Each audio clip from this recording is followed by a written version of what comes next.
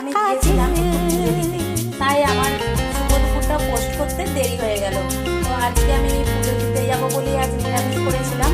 তো দেখো গরম গরম পাঁপড় ভাজলাম এসে, আর বাঁধাকপির তরকারি, ভাত আর বেশি কিছু করিনি। আজ কিন্তু পেঁয়াজ, আলু, কাঁচা লঙ্কা, তেল, লবণ, হলুদ দিয়ে মুসুর ডালটা পুরো মাখিয়ে নতুন রেসিপি দিয়ে একটা সুন্দর করে ঘন ঘন ডাল বানিয়েছি। দেখো হেভি হয়েছে গাইস। মেয়ে বলছে তোমরা কিন্তু এইভাবে বানিয়ে খেয়ে দেখো, আমি ভিডিওটা দেবো। মানে মুসুর ডালের মধ্যেই তোমরা দেবে আলু ছোটো ছোটো করে, পেঁয়াজ, লঙ্কা, সর্ষের তেল আর লবণ হলুদ মাখিয়ে, লবণটাও দিয়ে দিও, দিয়ে মাখিয়ে সুন্দর করে ফোটাও দেখো। আর টমেটো ধনেপাতা থাকলে তো আরোই জমে যাবে।